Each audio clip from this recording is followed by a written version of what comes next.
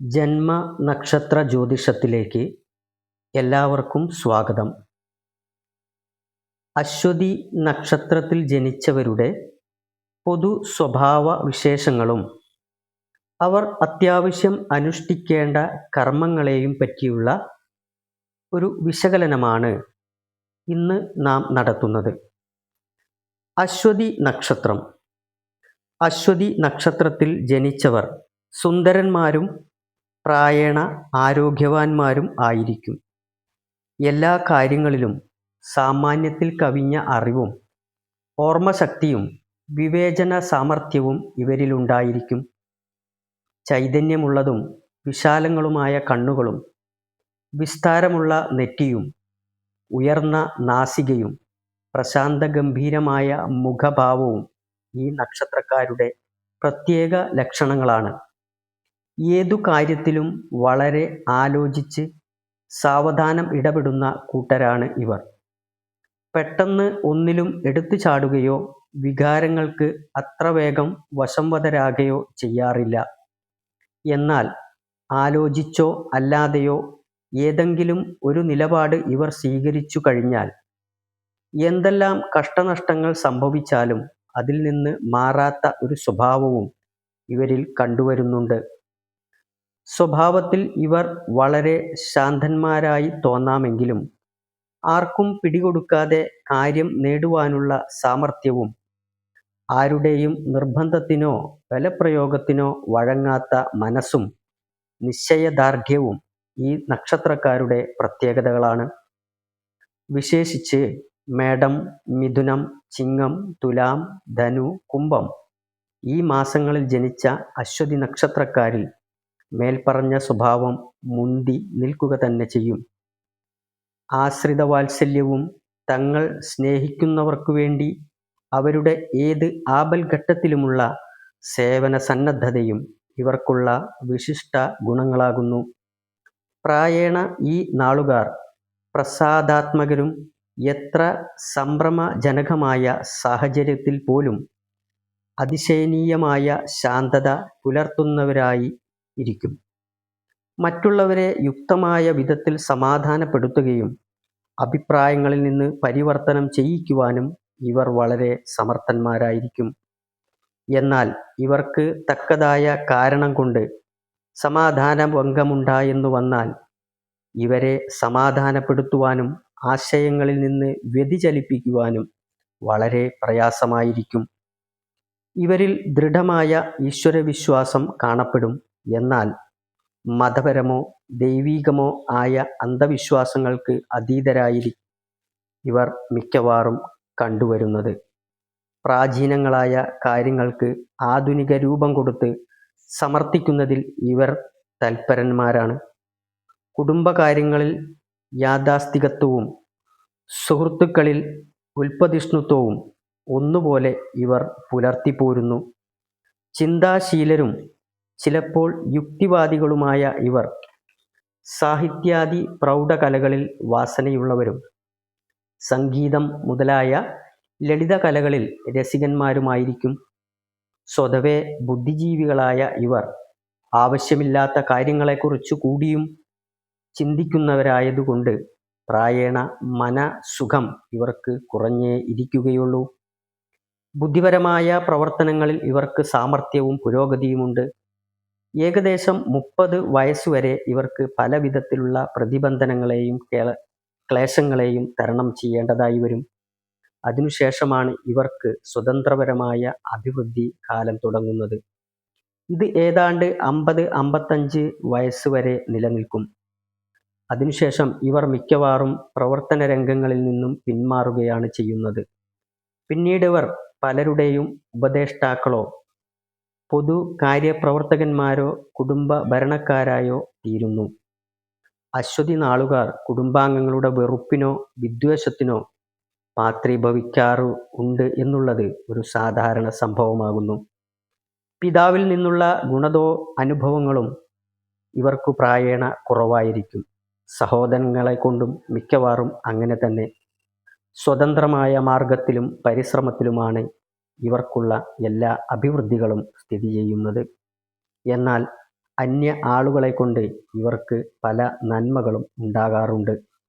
ഇവർ സ്വതവേ അല്പം പിശുക്കന്മാരാണെങ്കിലും അഭിമാനികളായതുകൊണ്ട് വലിയ ചെലവുകാരായിട്ടാണ് പിന്നീട് പരിണമിക്കുന്നത്. തന്നിമിത്തം സാമ്പത്തികമായ ഉയർച്ച യഥാർത്ഥമായ വരവിൻ്റെ കണക്കുവെച്ച് നോക്കുമ്പോൾ വളരെ കുറഞ്ഞേ ഇരിക്കുകയുള്ളൂ. ഏതായാലും ഇച്ഛാനുസരണമായ സുഖഭോഗാദികൾ അനുഭവിക്കുകയെന്നുള്ളത് ഇവരുടെ പ്രധാനവുമായ ഉദ്ദേശമായിരിക്കും. വീടും പരിസരങ്ങളും ഉപയോഗിക്കുന്ന സാധനങ്ങളുമെല്ലാം എപ്പോഴും വൃത്തിയായും കുലീനമായും സൂക്ഷിക്കണമെന്നുള്ളതിൽ ഇവർക്ക് വലിയ നിർബന്ധമുണ്ടായിരിക്കും. അശ്വതി നക്ഷത്രക്കാർ പുറമെ നല്ല ആരോഗ്യവാന്മാരായി തോന്നുമെങ്കിലും അർശസ്, വാതരക്തം, മൂത്രാശയ രോഗങ്ങൾ, ഹൃദ്രോഗം എന്നിവയിലേതെങ്കിലും ഇവരെ വിട്ടുമാറാതെ ഉപദ്രവിക്കാറുണ്ട്. എന്നാൽ ഇവർ ആരോഗ്യത്തെക്കുറിച്ച് അത്ര കാര്യമായി പരിഗണിക്കുന്നവരല്ല. ഔഷധങ്ങളെക്കാൾ ആത്മനിയന്ത്രണം കൊണ്ടും ദിനചര്യ കൊണ്ടും രോഗശമനം വരുത്താമെന്ന് വിശ്വസിക്കുന്നവരാണ് ഇവരിലധികവും. അത് ഇവർ പ്രയോഗത്തിൽ വരുത്തി കാണിക്കാറുമുണ്ട്. ഇവർ അതികാമികളും ലഹരി പദാർത്ഥത്തിൽ അഭിവാജ്ഞയുള്ളവരുമായിരിക്കും. ക്രമാധികമായി ഇത്തരം കാര്യങ്ങളിൽ നിയന്ത്രണം വിട്ട് ഏർപ്പെടുക തന്നിമിത്തം ജീവിതം പാഴാക്കുന്ന ചുരുക്കം ചിലരും ഇവരിൽപ്പെടും. ഇവയെ നല്ലവണ്ണം നിയന്ത്രിക്കത്തക്ക ഗ്രഹസ്ഥിതികൾ ജാതകത്തിലില്ലെങ്കിൽ അധികവും ദുർവ്യത്തന്മാരായിത്തീരാൻ എളുപ്പമുണ്ട്. എന്നാൽ മനസ്സിനെ ശക്തിയായി സ്പർശിക്കുന്ന ചില സംഭവങ്ങൾ വന്നു ചേർന്നാൽ അനുപേക്ഷണീയങ്ങളായി പോലുമിരിക്കുന്ന ഏതു ദുസ്വഭാവങ്ങളിൽ നിന്നും എന്നേക്കുമായി ഇവർ വിമുക്തരാവുകയും ചെയ്യും. ഇവരുടെ ദാമ്പത്യ ജീവിതം ഐശ്വര്യപൂർണമായിരിക്കുമെങ്കിലും അത്ര തന്നെ സംതൃപ്തികരമായിരിക്കാൻ ഇടയില്ല. അശ്വതി നക്ഷത്രത്തിൽ ജനിച്ചയാളുകളുടെ ഗ്രഹനിലയിൽ ശുക്രനും രാഹുവും അനിഷ്ടഭാവങ്ങളിൽ നിന്നാൽ ഇവർക്ക് ഭാര്യയുമായി പിരിഞ്ഞിരിക്കാൻ ഇടയുണ്ട്. ചൊവ്വയാണ് നിൽക്കുന്നതെങ്കിൽ അവരുമായി പലതരം പ്രശ്നങ്ങളും ഉണ്ടാകാൻ സാധ്യതയുണ്ട്. അത്തരക്കാർക്ക് ജീവിതം സംതൃപ്തികരമായിരിക്കുകയില്ല. ബുധനോ ശനിയോ അനിഷ്ടഭാവങ്ങളിൽ നിന്നാൽ അവർക്ക് വിവാഹത്തിന് താമസവും നേരിടാറുണ്ട്. മാത്രമല്ല ചിലപ്പോൾ കൃത്രിമ ബന്ധം പുലർത്തിയെന്നും വരാവുന്നതാണ്. ഏതായാലും വ്യാഴത്തിൻ്റെ ആനുകൂല്യമുണ്ടായാൽ സന്താനഭാഗ്യം ഇവർക്ക് അസന്നിഗ്ധമായി അനുഭവിക്കാൻ കഴിയും. അശ്വതി നക്ഷത്രത്തിൽ ജനിച്ച സ്ത്രീകൾക്ക് ഇതിൽ വിവരിച്ച ഫലങ്ങൾ മിക്കവാറും യോജിച്ചിരിക്കുമെങ്കിലും ചില പ്രത്യേകതകളുള്ളതുകൂടി ഓർമ്മിക്കേണ്ടതുണ്ട്. ഇവർ അതിരറ്റ ഈശ്വരവിശ്വാസികളും മതബോധമുള്ളവരുമായിരിക്കും. ഹൃദയം ലളിതവും എന്നാൽ സഹിക്കാൻ കഴിവില്ലാത്തവരുമായിരിക്കും. നിഷ്കളങ്കമായ ഭർതൃഭക്തി ഇവരിലുണ്ടായിരിക്കും. കുടുംബ ഭരണത്തിലും ഔദ്യോഗിക രംഗത്തായാലും ഇവർ അസാമാന്യ കഴിവുള്ളവരായി കാണപ്പെടും. സ്നേഹത്തിനും ഔദാര്യത്തിനുമല്ലാതെ ദാനമോ ദണ്ഡനമോ കൊണ്ടൊന്നും ഇവരെ സ്വാധീനിക്കാൻ കഴിയുന്നതല്ല. ദുശാഠ്യവും വാചാലതയും അല്പം കൂടിയിരിക്കുമെന്നു മാത്രം. എന്നാൽ ഇവർ ഐശ്വര്യവതികളും സ്വജന വാത്സല്യമുള്ളവരുമായിരിക്കും. ചിലപ്പോൾ പുരുഷന്മാരെക്കാൾ തൻ്റെടത്തോടും ബുദ്ധിപൂർവമായും പെരുമാറാനും ഇവർക്ക് കഴിയുന്നു എന്നുള്ളതാണ് ഇവർക്കുള്ള പ്രത്യേക വിശേഷണങ്ങൾ.